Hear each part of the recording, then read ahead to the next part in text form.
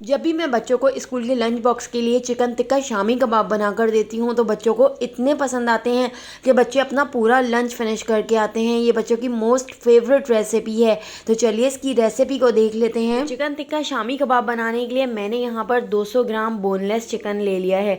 तो चिकन के अंदर हम कुछ मसाले ऐड कर देते हैं। तो यहाँ पर हाफ टी स्पून नमक ले लिया है, 1 टीस्पून चाट मसाला, 1 टीस्पून भुना कुटा जीरा, हाफ टी स्पून पिसी हुई काली मिर्च, 1 टीस्पून पिसा हुआ धनिया और 1 टीस्पून पिसी हुई लाल मिर्च। और यहाँ पर मैंने चिकन टिक्का मसाला ले लिया है। तो 1 टेबल स्पून हम इसके अंदर चिकन टिक्का मसाला ऐड कर देते हैं।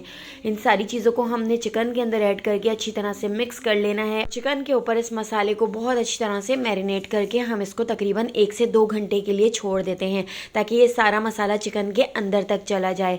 तो दोस्तों यहाँ पर मैं आपको याद दिलाती चलूँ, अगर आपको मेरी रेसिपी अच्छी लग रही है तो लाइक करना बिल्कुल भी मत भूलिएगा, और अगर रेसिपी अच्छी नहीं लग रही है तो आप इसको डिसलाइक भी कर सकते हैं।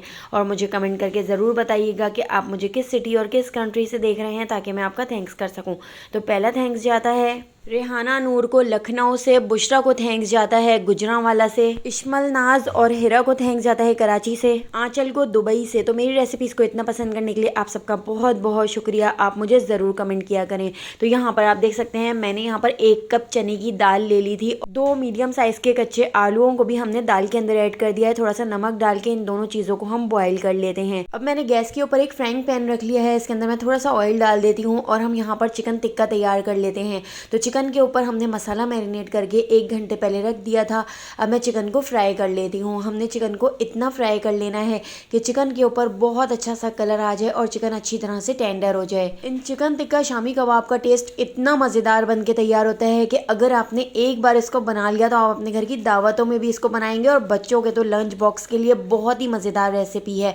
बच्चों को बहुत पसंद आने वाली रेसिपी है। तो यहाँ पर आप देख सकते हैं चिकन के ऊपर बहुत अच्छा सा कलर आ चुका है। तो चिकन को ढककर मैंने तकरीबन 15 मिनट के लिए छोड़ दिया था। और यहाँ पर आलू और चने की दाल भी अच्छी तरह से गल चुकी है। इसका सारा पानी मैंने खुश्क कर लिया है। इन दोनों चीज़ों को अच्छी तरह से गलाने के बाद अब हम इसको ऐड कर देते हैं चिकन के अंदर। तो चिकन भी आप देख सकते हैं अच्छी तरह से टेंडर हो चुका है। तो चिकन के अंदर हम आलू और दाल ऐड कर देते हैं और इन दोनों चीज़ों को ऐड करके मैं तकरीबन 2 से 3 मिनट पका लेती हूँ ताकि इसका सारा पानी खुश्क हो जाए। इन सारी चीज़ों को अच्छी तरह से आपस में मिक्स करने के बाद हम इनको ठंडा करने के लिए छोड़ देते हैं। ठंडा करने के बाद इसको हमने पीस लेना है। तो यहाँ पर मैंने ले लिया है एक चॉपर जग, और चॉपर जग के अंदर हम थोड़ा थोड़ा मसाला ऐड करते जाएंगे और हमने इसको अच्छी तरह से पीस लेना है। तो थोड़ा थोड़ा मसाला ऐड करती जाऊंगी और मैं इस तरह से इसको पीसती जाऊंगी क्योंकि हमारा चॉपर जग थोड़े छोटे साइज़ का है। तो इस तरह से हमने पीस कर इसके कबाबों का मसाला बना के तैयार कर लेना है। अभी हमने इसमें और मसाले भी ऐड करने हैं, इसलिए आप वीडियो को बिल्कुल भी स्किप मत कीजिएगा। बहुत ही मज़ेदार शामी कबाब बनते हैं। तो यहाँ पर आप देख सकते हैं मैंने यहाँ पर ले लिए हैं तकरीबन 2 मीडियम साइज़ की प्याज जो मैंने बारीक चॉप कर ली हैं। 1 बंच मैंने हरे धनिए को बारीक कट कर लिया है और यहाँ पर 7 से 8 बारीक कटी हुई हरी मिर्चें भी मैंने इसके अंदर ऐड कर दी हैं। हाफ टी स्पून नमक ऐड कर रही हूँ क्योंकि नमक मुझे थोड़ा सा कम लग रहा था। हाफ टी स्पून लाल पिसी हुई मिर्चें।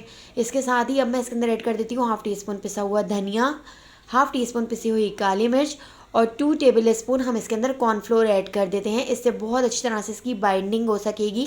और इन सारी चीज़ों को थोड़ा सा मिक्स कर लेते हैं। इसके साथ ही 1 टीस्पून मैं इसके अंदर और ऐड कर देती हूँ चिकन टिक्का मसाला। इससे बहुत अच्छा फ्लेवर आता है। हाफ टी स्पून मैं इसके अंदर भुना कुटा ज़ीरा भी ऐड कर देती हूँ। इसकी खुशबू इसके अंदर बहुत अच्छी लगती है।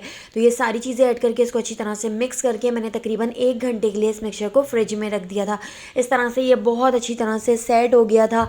और सेट करने के बाद अब मैंने हाथ पे थोड़ा सा ऑयल लगा लिया था और ऑयल लगाने के बाद हमने इस तरह से इसके शामी कबाब बनाकर तैयार कर लेने हैं।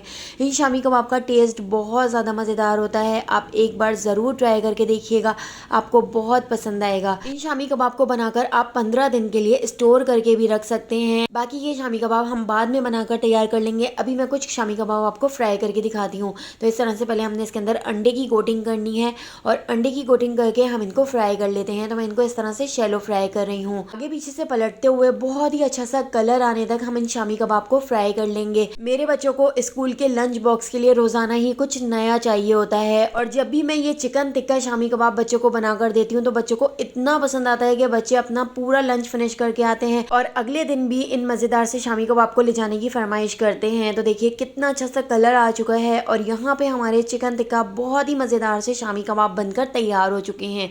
तो एक बार इस रेसिपी से जरूर बना के देखिएगा, आपको बहुत पसंद पसंद आएगी।